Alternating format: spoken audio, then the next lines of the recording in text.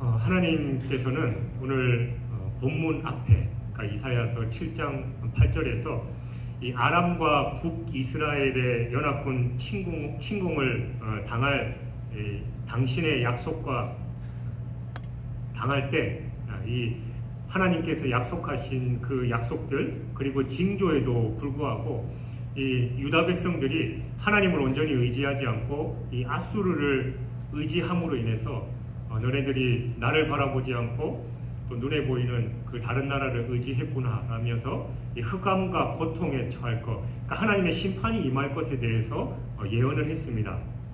그런데 자칫 이런 하나님의 심판 예언은 하나님께서 선택하신 그 유다 백성들에게 하나님이 오히려 그들을 버리시고 심판하신다라는 그런 상황에 다른 사람들에게 의해서 이것은 하나님의 인류 구속의 계획이 실패로 돌아가는 거 아니냐, 하나님께서 당신의 백성들을 선택하셨음에도 불구하고 또 그들을 심판하시는 건 하나님의 일이 뭔가 잘못되고 어그러진 거 아니냐라는 그런 오해를 받을 가능성이 있었습니다. 그것 때문에 하나님은 오늘 이 본문의 예언을 주심으로 인해서 비록 국가적으로는 다윗 왕국의 범죄와 또 그에 대한 심판으로 흑암과 멸망에 처하게 하셨지만, 궁극적으로는 이 다윗의 자손 중에 한 의로운 왕이신 메시아가 나게 하시고, 나중에 그 메시아의 통치를 통해서 전쟁이나 고통이 없는 빛과 희락과 또 평강의 나라를 완성하실 것이다 라는 그런 예언을 하신 겁니다. 이로써 하나님의 언약이 결코 소멸되거나 무효화된 것이 아니라 오히려 더 나은 것으로 완성될 것임을 나타내신 것이지요. 이는 구약시대에 유다 사람들은 물론이거니와 이 오고 오는 모든 세대 가운데 연약한 이 죄성을 가지고 있음으로 말미암아 세상에서 범죄하기도 하고 또 절망에 빠지기도 하는 하나님의 택한 모든 백성들에게 참 소망을 가지게 하는 그런 말씀입니다. 이 본문의 예언은 문자적으로는 예수 그리스도께서 1절에서 예언하고 있는 대로 갈릴 땅에서 태어나시고 또 자라나시고 또 그것을 본거지로 해서 복음 전파 사역을 하심으로 인해서 이미 이루어졌고, 또 영적으로는 갈릴리가 상징하는 이 땅, 그러니까 죄로 말미암아서 하나님의 진노의 심판 아래 놓여 있는 이 어둠의 땅에 오셔서 죄인들을 위해서 구속 사역을 완수하심으로 구원받은 성도들을 구성원으로 하는 그의 나라인 이 교회 공동체를 세우심으로 이미 성취되었습니다. 동시에 이 본문의 예언은 궁극적으로는 예수 그리스도의 이 재림으로 완전히 성취될 것입니다. 결국 본단락은 우리에게 하나님은 당신의 택한 백성들의 이 연약함과 실패에도 불구하고 그들을 통해서 이루고자 하는 하나님의 뜻을 반드시 이루시는 분이다라는 것을 나타내고, 또 당신께서 택하신 그 백성들을 위해서 참된 평화와 이 안식의 영원한 나라를 허락하실 것이다라는 걸 이 소망을 품게 하는 그런 말씀입니다. 이사야는 8장 16절 이하에서 하나님을 믿지 않고 아수르를 의지한 유다가 하나님의 심판을 받아서 그 땅이 온통 심한 고통의 흑암으로 가득하게 될 것임을 이미 예언했습니다. 그런데 오늘 본문 1절에서는 전에 고통받던 자들에게는 흑암이 없으리로다. 그리고 2절에 보면 흑암에 행하던 백성이 큰 빛을 보고 사망의 그늘진 땅에 거주하던 자에게 빛이 비추도다 라고 그렇게 선언하고 있습니다. 그러면서 이 이유에 대해서 6절에 이렇게 소개하고 있어요. 이는 한 아기가 우리에게서 낳고 한 아들을 우리에게 주신 바 되었는데 그의 어깨에는 정사를 메었고 그의 이름은 기묘자라 모사라 전능하신 하나님이라 영존하시는 아버지라 평강의 왕이라 할 것임이라. 이는 이사야 7장 14절에 임마누엘 예언과 관련된 것으로서 이 예언이 단지 이사야 시대의 유다 백성들에게만 주어지는 예언이 아니다라는 걸 분명히 나타냅니다. 물론 이사야 당시 아수르의 압제를 받고 있던 이 갈릴리 지역은 말 그대로 흑암의 고통 가운데 있었습니다. 그러나 본문은 단지 이 이사야 시대를 넘어서서 더 궁극적인 소망을 제시하고 있다라는 거예요. 즉 당시 암울한 상황은 예수님이 이 땅에 오시기 이전의 세상의 암울한 상황에 대한 예표적인 것입니다. 예수님께서 오시기 전 이 땅은 갈릴리가 고통의 흑암으로 뒤덮여 있었던 것처럼 사망의 그늘이 짙게 드리고 있었습니다. 죄의 권세로 인해서 모든 사람들은 아무런 소망도 가질 수 없었습니다. 그런데 이런 흑암의 세상 속에 큰 빛, 그러니까 구원의 빛, 생명의 빛이 비치게 된 것이지요. 그게 바로 예수 그리스도의 탄생입니다. 예수 그리스도가 오심으로 죄로 인해서 흑암에 행하던 백성들, 사망의 그늘진 땅에 거주하던 인간들이 이 생명을 얻게 되고 또 빛 가운데 살게 된 것입니다. 여러분, 이 같은 사실, 그러니까 하나님이 우리 가운데 보내신 참 빛이 바로 그리스도 예수이심을 확신하는 것은 오늘날 우리의 신앙을 바르게 세우고 흔들림 없이 보존할 수 있는 가장 중요한 진리입니다. 우리가 살아가는 이 세상은 점점 어두워지고 혼탁해져 가고 있지요. 거짓된 가르침, 거짓된 가치관이 사람들의 마음을 혼탁하게 하고 또 어둡게 합니다. 참 진리가 뭔지 알지 못합니다. 그냥 힘 있는 사람들이 그렇게 밀고 나가면 그게 진리인 것처럼 보이는 게 오늘날의 세상입니다. 시대가 문명화될수록 사람들의 심령과 생각, 그리고 그 추구하는 바들은 더 추하고 더럽게 변질돼 가고 있습니다. 오히려 옛날에 비해서 사람들이 더 많이 배우고 또 더 많은 것을 갖추었음에도 불구하고 세상은 더 강팍해져 가고 있고 또 점점점 악해져 가고 있다라는 겁니다. 이처럼 어두워져 가며 혼탁해져 가는 세상은 택하신 성도라도 미혹하면서 실족해 넘어지게 하는 그런 상황입니다. 그러나 여러분, 세상이 어두울수록 우리는 참 빛 대신 예수 그리스도를 붙들어야 됩니다.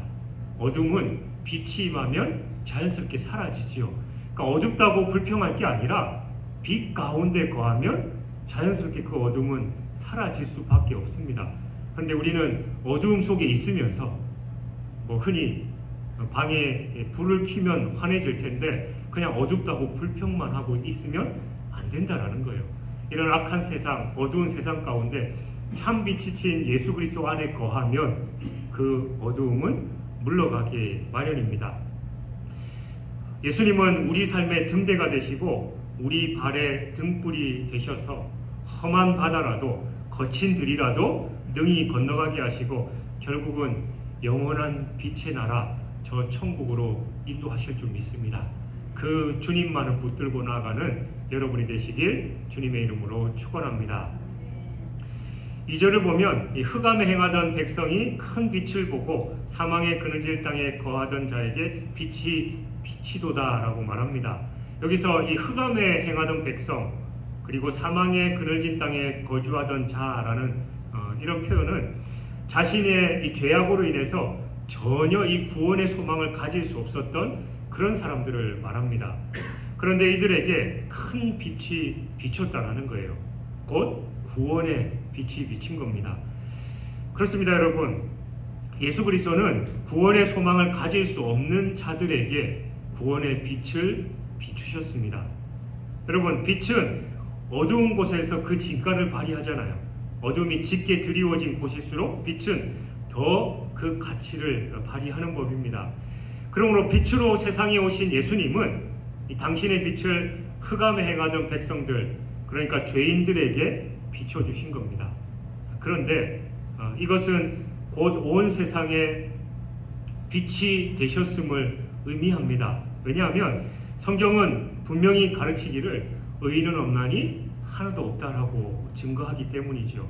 즉 온통 어둡고 두려움으로 가득 찬 이 세상을 예수 그리스도께서 비추신 겁니다. 그러나 스스로 의인이라고 생각하는 자들은 자신들이 빛 가운데 있다라고 여기기 때문에 예수님을 빛으로 인정하지 않는 그런 어리석음을 범하고 있습니다. 요한복음 1장 5절은 이에 대해서 빛이 어둠에 빛이 돼 어둠이 깨닫지 못하더니 라고 기록하고 있습니다. 그에 비해서 자신의 죄악됨을 깨닫고 전혀 이 구원의 소망을 가질 수 없다라고 여긴 자들, 예를 들어서 뭐 당시에 사람들에게 죄인으로 지목받은 그런 사람들, 그리고 세리와 창녀들, 그 사람들은 예수님께서 생명의 빛으로 비추시자 그분께로 나아감으로 인해서 빛 가운데 거하게 되었습니다. 그러니까 죄인임을 깨달았던 자들만이 그 구원의 축복을 누릴 수 있었다라는 것입니다. 예수님은 스스로를 의인이라고 자부하는 자들이 아니라 스스로 죄인임을 깨닫고 겸손히 주를 의지하는 자들에게 구원의 빛을 허락하신 것입니다. 우리가 아무리 도덕적으로 진실하고 또 의로운 삶을 산다라고 해도 밝은 광명이신 그리스도 앞에 자신을 비춰본다면 그건 제한된 의에 불과할 것입니다. 그러므로 언제든지 그 빛 대신 그리스도를 우리 마음에 모시고 우리는 빛 가운데 거해야 합니다. 참 빛이신 그리스도를 사모하며 살아가야 합니다. 그러면 하나님은 참되고 유일하신 그리스도의 빛 가운데로 여러분의 삶을 인도하십니다. 우리의 부족함을 알고 주님만을 의지하는 삶을 살아갈 때만 우리는 빛 가운데로 거할 수 있는데, 나는 잘하고 있다, 나는 의롭다라고 하는 사람은 그 의로움조차도 주님의 의로움 앞에서는 눈꼽만큼도 안 되는 의임에도 불구하고 그런 사람들은 주님께 나아가지 않기 때문에 자기 의에 의해서 결국은 의로운 완전한 의도 아닌 그 의로 인해서 멸망의 길로 치달을 수밖에 없다라는 것이죠. 그러니까 우리는 겸손하게 주님 앞에 나아가야 합니다. 그리고 4절을 보면 이는 그들이 무겁게 맨 멍에와 그들의 어깨의 채찍과 그 압제자의 막대기를 주께서 꺾으시되 미디안의 날과 같이 하셨음이라 라고 말합니다. 이는 하나님의 생명의 빛으로 말미암아 구원받은 자들이 주 앞에서 즐거워하는 그 이유를 말하고 있습니다. 곧 그들의 무겁게 맨 멍에와 그 어깨의 채찍과 압제자의 막대기를 주께서 꺾으심으로 자유와 해방을 주셨기 때문이다 라는 겁니다. 여기서 멍에와 채찍과 막대기는 모두 이 죄가 주는 고통을 상징합니다. 즉 주님께서 죄에서 자유롭게 해주셨기 때문에 주 앞에서 즐거워하게 된다라는 겁니다. 그런데 주님께서 그들의 무겁게 맨 멍에와 또 그 어깨의 채찍과 그 압제자의 막대기를 꺾으시되 미디안의 날과 같게 하셨다라고 말하고 있는데, 여기서 이 미디안의 날이라는 말의 의미는 이 사사시대 기드온을 통해서 이스라엘을 미디안의 압제로부터 구원하신 그걸 의미합니다. 그러니까 사사기 6장을 보면 하나님께서 이스라엘이 범죄하자 이 미디안을 통해서 징계하십니다. 그리고 이스라엘이 그들의 자신의 잘못을 깨닫고 회개하자 그들을 구원하시기로 작정하시고 사사 기드온을 세우시지요. 기드온이 미디안의 전쟁을 위해서 군사를 선발하는데 처음에 기드온을 따르던 이 32,000명의 이스라엘 백성들 가운데 하나님께서 그들을 걸러내시고 300명만을 선발하게 하셨습니다. 여러분, 군인이 많으면 많을수록 전투력이 상승하잖아요. 근데 이 중요한 전쟁을 앞두고 하나님은 32,000명 중에 다 돌려보내고 오직 300명만을 남게 하셨다라는 겁니다. 이건 사람의 상식으로 이해할 수 없는 겁니다. 근데 사사기 7장 12절에 보면 당시 미디안 군대에 대해서 이렇게 말하고 있습니다. 메뚜기의 많은 수와 같고 그들의 낙타의 수가 많아서 해변의 모래가 많음 같은지라. 그러니까 이 미디안의 군대들은 뭐 바다의 모래같이, 낙타의 수도 바다의 모래같이 어마어마한 그런 수가 있었다는 거예요. 이러한 미디안군을 상대하려면 한 명의 군사라도 더 필요한데 하나님께서 오직 이 300명만을 남겨두라라고 하신 겁니다. 여러분, 왜 하나님께서 이렇게 지시하신 것입니까? 만일 백성이 많은 수의 군사와 무기들로 미디안을 이겼다면 당연히 그들은 우리의 힘과 능력으로 이겼다라고 말했을 겁니다. 이 하나님은 기드온으로 하여금 오직 300명만의 용사를 선발하게 하시고 그들을 통해서 미디안의 군대를 완전히 괴멸시키심으로써 이스라엘로 하여금 구원은 오직 너희들의 능력과 너희들의 실력이 아니라 하나님께 달려있다는 걸 깨닫게 하신 것입니다. 그러니까 하나님께서 죄인들을 죄에서 자유롭게 하신 것은 곧 구원하신 것, 그것은 오직 하나님의 은혜로 가능한 것이지 인간의 능력이나 노력에 달린 게 아니다라는 걸 분명하게 밝히신 것이지요. 죄인들의 구원은 죄인의 노력이나 공로와는 전혀 무관합니다. 그건 오직 예수 그리스도의 구속 사역을 통한 은혜의 결과입니다. 그래서 우리가 너무나 잘 아는 에베소서 2장 8절, 너희는 그 은혜에 의하여 믿음으로 말미암아 구원을 받았으니 이것은 너희에게서 난 것이 아니요 하나님의 선물이라 라고 말씀하고 있습니다. 그러므로 여러분, 우리에게 자랑할 게 있다면 오직 우리를 구원하신 하나님의 은혜뿐입니다. 그러니까 우리의 입술에는 모든 게 하나님의 은혜입니다 라는 그런 고백이 늘 있어야 하지요. 우리에게 이러한 분명한 인식이 없다면 우리는 늘 내 능력과 내 노력을 자랑함으로써 예수님께 책망을 받았던 이 바리새인들과 율법사들의 행태를 반복하는 겁니다. 그들은 늘 자신의 드러내고 하나님 기도하면서도 광장 중간에서 하나님 나는 안식일을 거룩하게 지켰고 11조를 정확하게 됐고 늘 하나님의 은혜 안에 또 하나님께서 기뻐하시는 일들을 했습니다라고 자신을 떠벌리는 그런 삶을 살아가게 된다라는 겁니다.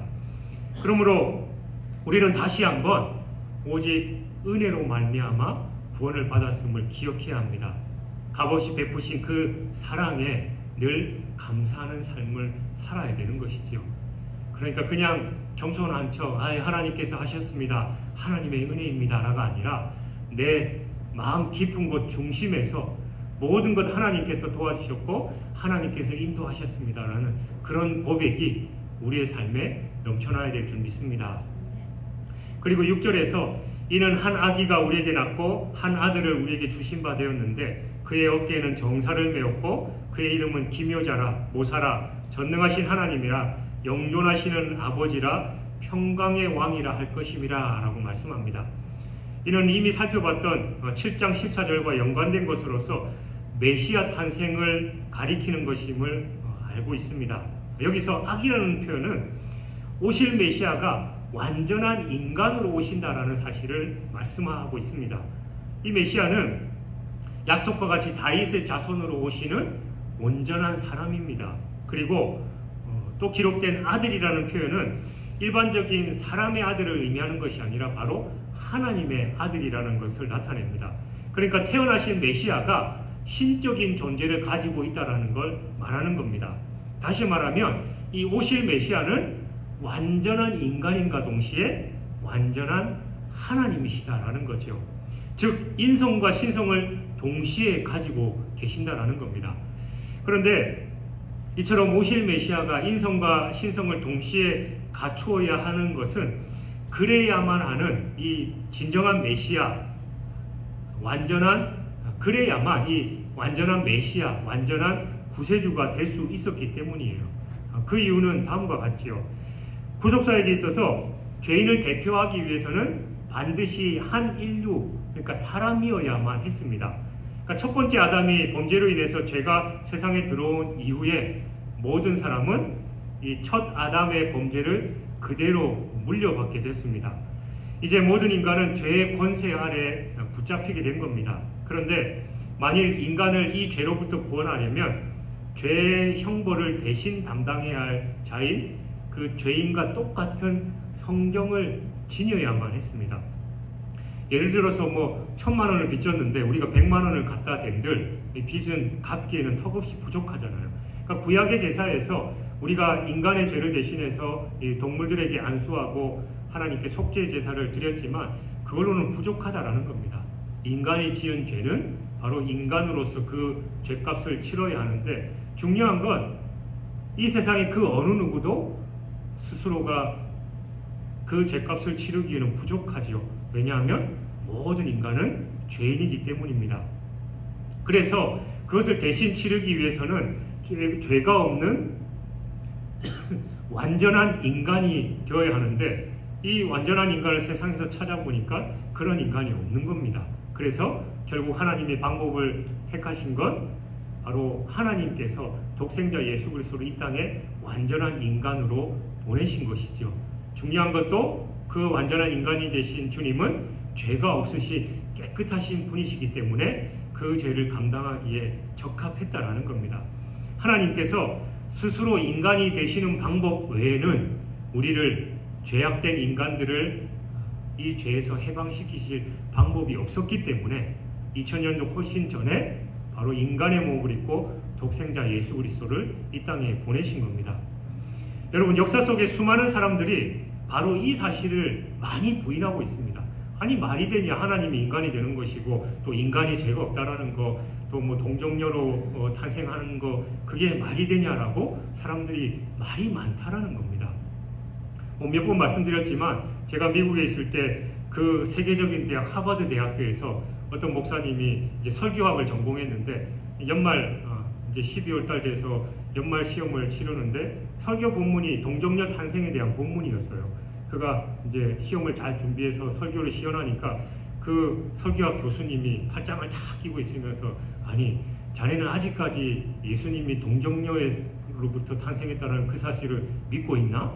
이러면서 한심하게 쳐다봤다라는 겁니다.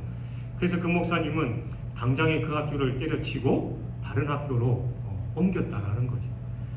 그러니까 뭐 신학교 교수들, 또 많은 목회자들, 또 뿐만 아니라 많은 사람들이, 심지어는 교회를 다니면서 신앙생활을 하고 있는 그 사람들조차도 성경의 진리를 그대로 믿지 않는 그런 세상이 돼버린 거예요. 여러분, 성경을 부인하는 건 하나님 자체를 부인하는 겁니다. 말씀이 육신이 되어서 이 땅 가운데 오신 예수님, 말씀 자체이신 예수님을 부인하는 그게 된다라는 거죠. 우리는 이 성경의 진리를 그대로 믿어야 됩니다. 완전한 하나님이신 동시에 완전한 인간이신 예수 그리스도께서 우리의 죄악을 위해서 이 땅에 오셨고 또 십자가에 죽으심으로 우리의 죄를 완전히 다 해결하신 걸 믿는 자가 바로 온전한 구원에 이룰 수 있음을 우리는 기억해야 됩니다. 예수 그리스도의 구속 사역을 부인하는 것이 아니라 우리는 그 사실을 제대로 인식하고 진리를 왜곡시키려는 자들의 헛된 변론에 속지 않도록 우리가 바른 신앙을 지켜나가야 합니다. 메시아, 그러니까 그리스도의 이름 가운데 하나가 모사라라고 본문은 말씀합니다. 모사라는 건 카운슬러를 말하는 거예요. 그러니까 상담자, 좋은 자, 가르치는 자라는 그런 뜻입니다. 성경에는 많은 모사들이 나오죠. 그런데 이 모사들은 크게 두 가지 부류로 나눌 수 있는데, 악하고 어리석은 모사, 그리고 선하고 지혜로운 모사입니다. 뭐 전쟁이나 또 여러 가지 삶의 문제에서 이 우리에게 닥친 그 문제들을 해결하는 방법 중에 여러 가지가 있습니다만, 특히 이 지혜로운 사람들의 말을 귀담아 듣고 그 뜻대로 하는 경우가 참 많죠. 여러분들도 삶의 여러 가지 문제나 이럴 때 여러분들이 조언을 구하거나 도움을 구하는 사람들이 있잖아요. 뭐 성경에도 그런 인물들이 많이 있습니다만, 어떤 상담자, 이 카운슬러를 만나느냐는 건 대단히 중요합니다. 선하고 지혜로운 모사와의 만남은 생명을 얻게 하지만 어리석은 모사와의 만남은 오히려 멸망에 이르게 되기 때문입니다. 그래서 안타깝게도 많은 정치인들을 보면 도대체 저 사람은 왜 저런 행동을 할까, 저런 말을 할까라고 의아한 경우가 참 많이 있는데, 뭐 나중에 보면 그 뒤에 누군가가 정치적인 조언을 해서 그대로 갔다라는 거, 또 우리나라의 아픈 역사입니다만 비선 실세가 있어가지고 대통령조차도 그 자리에서 물러나게 되는 그런 상황이 발생했지요. 그래서 성경은 악하고 어리석은 모사와의 만남을 늘 경계하고 있습니다. 우리가 잘 아는 대로 르호보암의 사건이 이 점에서 참 좋은 예가 됩니다. 솔로몬의 아들인 르호보암이 이스라엘의 정권을 이어받자 르호보암에게 백성들이 찾아와서 강구하지요. 솔로몬 시대에 우리가 많은 노역과 그 고난 가운데 있었으니까 우리를 좀 편안하게 해줬으면 좋겠다라는 그런 요구를 하자 르호보암이 알겠다, 나중에 와라 라고 하고 그 아버지 솔로몬과 같이 정치를 했던 그 노인, 그 위정자들에게 도움을 구합니다. 그러나 그가 그들의 말에 무시하고 자기와 함께 자랐던 그 젊은 자들의 그 내용, 그 조언을 듣는 그런 상황 속에서 결국은 남유다는 이스라엘은 남한국 유다와 북한국 이스라엘로 그렇게 갈라지게 되었죠. 이처럼 어떤 사람을 모사로 만나느냐는 인생에 있어서 굉장히 중요합니다. 또한 또 어떤 사람을 만나느냐도 중요하지만 그 말을 우리가 잘 분별하고 어떻게 잘 따르느냐도 참 중요합니다. 그러므로 우리는 지혜로운 모사, 좋은 상담가를 만나야 됩니다. 6절은 바로 그처럼 지혜로운 모사, 그가 바로 메시아, 즉 예수 그리스도다라는 사실을 우리에게 분명하게 가르쳐주고 있습니다. 또한 이 모사 앞에는 기묘자라는 그 수식어가 붙어 있는데 이는 놀랍다라는 뜻입니다. 그러니까 놀라운 상담가, 그가 바로 예수 그리스도다라는 그런 말입니다. 여러분, 인생의 주관자가 누구십니까? 제가 늘 입에 달고 있는 기도 제목, 또 우리 교회 공동체를 향해서 하는 기도 역시 하나님, 우리 교회 주인은 하나님이십니다. 내 삶의 주권자는 하나님이십니다라고 늘 고백하듯이 하나님께서 우리의 삶의 주권자이시고 우리 교회 주인이시고 또 온 세상 만물을 주관하시는 분이시지요. 그렇다면 성공적인 인생을 살기 원하는 사람은 어떻게 해야 하겠습니까? 하나님의 뜻대로 살아야 되는 거예요. 하나님의 계획, 하나님의 뜻을 아는 게 중요합니다. 하나님의 그 계획만을 여러분이 정확하게 알고 있다면 우리 인생에서 실패할 사람이 아무도 없을 겁니다. 그런데 하나님께서 당신의 그 뜻과 계획을 알려주시기 위해서 우리에게 놀라운 상담가인 예수 그리스도를 메시아로 이 땅에 보내주셨다는 거예요. 예수님이 누구십니까? 태초에 하나님과 함께 천지를 창조하신 분이고 하나님 본인이시며 또 육신의 몸을 입고 이 땅에 오셔서 우리에게 하나님의 뜻을 가장 잘 알려주실 수 있는 그런 분입니다. 하나님의 계획과 비밀을 다 알고 계신 분이 바로 예수님이시고 우리의 마음의 중심까지도 꿰뚫고 계시는 분이 바로 예수님입니다. 그러므로 우리는 당연히 우리의 삶을 바로 예수 그리스도께 맡겨야 하는 것이지요. 그리스도는 하나님께서 성도들에게 허락하신 완전하고 온전한 모사가 되시는 분이십니다. 여러분, 우리의 인생에 순간순간 어려움이 닥칠 때가 많이 있지요. 이런 인생 가운데서 지혜로운 결정은 무척이나 중요합니다. 그래서 하나님 우리에게 가장 좋은 모사를 허락하신 겁니다. 바로 예수 그리스도입니다. 이 예수님께 여러분의 인생을 의탁하는 진정으로 지혜로운 삶을 살아가시기 바랍니다. 여러분 모두가 매일매일의 삶 가운데 우리의 인도자 되시며 모사가 되시는 예수님을 더 사랑하며 그를 더욱 의지하여 그분의 인도하심으로 지혜롭고 복된 삶을 사시길 바랍니다. 그 방법은 다른 거 없습니다.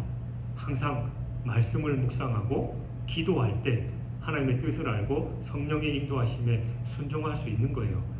내 마음대로 살아가고 내 뜻대로 살아가면서 하나님은 왜 나를 이렇게 인도하시냐라고 잘못된 불평불만이 아니라 내 삶을 온전히 하나님께 맡길 때만이 그가 우리를 인도하십니다.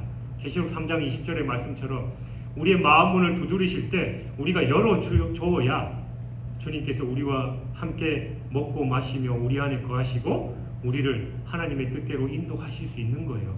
우리의 마음문 닫아놓고 내 마음대로 내 삶의 주권자가 나임을 나라는 것을 나라고 그냥 살아가는 그 인생이 결코 하나님의 뜻대로 살아갈 수 없음을 우리는 기억하고 내 삶의 주권을 온전히 주님께로 맡기는 여러분이 되시길 주님의 이름으로 축원합니다. 그리고 6절 끝부분을 보면 그리스도께서 평강의 왕으로 불릴 것이다 라고 기록합니다. 그리스도는 평강의 왕으로서 사람들에게 평강을 주시기 위해서 오신 분입니다. 그래서 예수님께서 베들레헴 구유에 나셨을 때 누가복음 2장 14절에 천사들이 지극히 높은 곳에서는 하나님께 영광이요 땅에서는 하나님이 기뻐하시는 사람들 중에 평화로다 하니라 라고 찬양했습니다. 그리고 요한복음 14장 27절에서는 예수님께서 평안을 너희에게 끼치노니 곧 나의 평안을 너희에게 주노라 라고 말씀하셨습니다. 이러한 사실은 바로 예수 그리스도께서 평강의 왕이시다라는 걸 분명하게 나타내 줍니다. 그런데 여러분 사실 이에 대해서 약간 의아한 사람들도 있습니다. 왜냐하면 예수님께서 이 땅에 오신 그 당시에 사실은 실질적으로 평안하지 못했기 때문이에요. 어떤 면에서는 오히려 더 혼란스러웠습니다. 예수님이 태어나시자마자 오히려 그 세상에는 잔잔한 호수에 돌을 던진 것과 같은 그런 상황이 발생하고 말았습니다. 예수님이 베들레헴에 나실 때 예수님을 죽이고자 했던 그 헤롯은 2세 이하의 남자 아이들을 다 죽이라고 명했죠. 그리고 예수님께서 이 땅에 오셔서 사역을 하실 때 오히려 그를 따라갔던 사람들은 어려움을 당했고, 예수님이 십자가에서 죽으시고 부활하시자 그 초기 기독교 공동체는 오히려 예수님 때문에 핍박받는 그런 상황이 된 겁니다. 그러니까 예수님을 믿는 사람들이 삶이 평안해지기보다는 오히려 더 고통스러운 일이 벌어지고 말았다라는 거예요. 그리스도를 믿기 전에는 사실은 별 어려움 없이 생활했지만 예수 그리스도를 믿은 이후에는 박해와 시련 그리고 어려움을 감당해야 했다라는 겁니다. 그러니까 이런 사실을 생각한다면 예수님이 평강의 왕으로 오셨는데 왜 우리의 삶은 평강하지 않냐라고 불평불만을 할 수 있다라는 겁니다. 그러나 여러분, 이러한 의무는 이 평강의 왕이신 예수 그리스도에 대해서 제대로 알지 못했기 때문에 발생하는 오해일 뿐입니다. 예수님을 평강의 왕이라고 할 때 흔히 오해하는 게 바로 그리스도께서 세상과 이 사람들에게 단지 육신적인 평강을 주시기 위해서 오신 것이다라고 생각하기 때문이에요. 그러나 그리스도는 세상이나 사람들에게 이 단지 육신적인 평강을 주시기 위해서 오신 분이 아닙니다. 그분은 궁극적으로는 이 사람의 심령에 평강을 주셨습니다. 그러니까 죄에 매여 있던 인간들을 죄의 권세에서 해방시키심으로써 진정한 심령의 평안을 허락하셨다라는 겁니다. 그래서 예수님께서 평안을 너희에게, 나의 평안을 너희에게 주노라라고 말씀하셨죠. 그러면서 세상이 주는 것과 같지 않다라고 말씀하셨습니다. 우리가 흔히 생각하는 평안은 뭐 물질도 넉넉하고 건강하고 또 큰 어려움 없이 세상에서 사는 게 평안하고 또 행복한 것이다라고 생각하지만 예수님이 말씀하시는 평안은 그 육신적으로 우리가 누리는 평안이 아니라 심령의 평안, 그러니까 죄악 가운데 고통받고 있고 또 죽음의 길로 달려가는 우리를 그곳에서 해방시키셔서 영적인 평안을 누리게 하신 겁니다. 그게 궁극적인 평안이고 영원한 평안이지요. 그래서 저 천국에서 우리가 영원토록 누릴 그 평강을 우리에게 허락하시기 위해서 이 땅에 오셨는데, 우리는 그것은 뒤에 제쳐두고 내가 살아가는 이 삶에서 평안을 누리려고 하니까 이 계속 말씀과 또 내 삶이 충돌하게 되고 진정한 평안을 누리지 못하는 그런 삶을 살게 된다라는 겁니다. 그러면 여러분, 우리에게 이러한 평강을 허락하신 예수 그리스도를 진정으로, 그 뜻을 우리가 진정으로 알고 그 평강 안에 거해야 됩니다. 이것을 누리지 못하고 계속해서 세상의 평안을 쫓아가면 결국은 계속해서 충돌함으로 인해 우리의 영혼육이 완전한 평강을 누리지 못하고 결국은 저 천국에서의 영원히 누리는 그 평강도 누리지 못하는 그런 삶을 살 수밖에 없다라는 겁니다.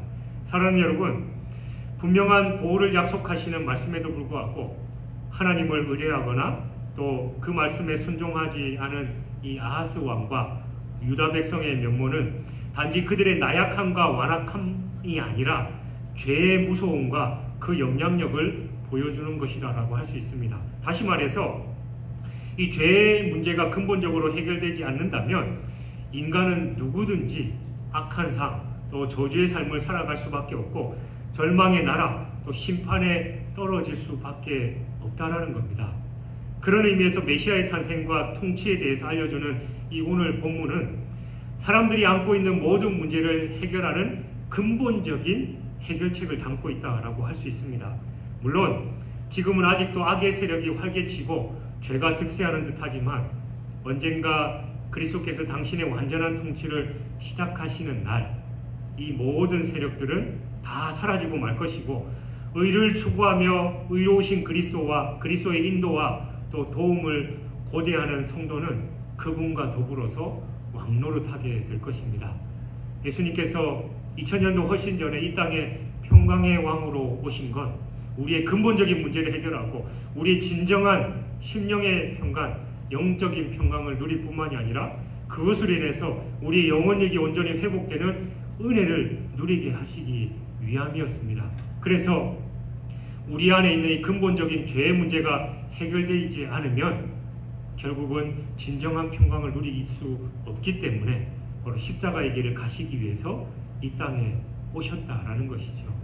주님께서 이 땅에 평강의 왕으로 오신 그 이유와 목적을 우리가 바로 알고 주님의 뜻 안에서 우리의 죄악들을 십자가 앞에 다 내려놓고 진정 하나님께서 기뻐하시는 그 삶을 살아가며 또 말씀과 기도로서 하나님의 뜻 안에 거할 때 우리는 진정한 평강을 누릴 줄 믿습니다. 그 평강을 누리며 살아갈 뿐만이 아니라 예수님의 그 탄생의 목적을 이 세상에 온전히 알리는 삶을 통해서 이 온전한 대림절 또 성탄절을 누리는 저와 여러분의 삶이 되시길 주님의 이름으로 축원합니다.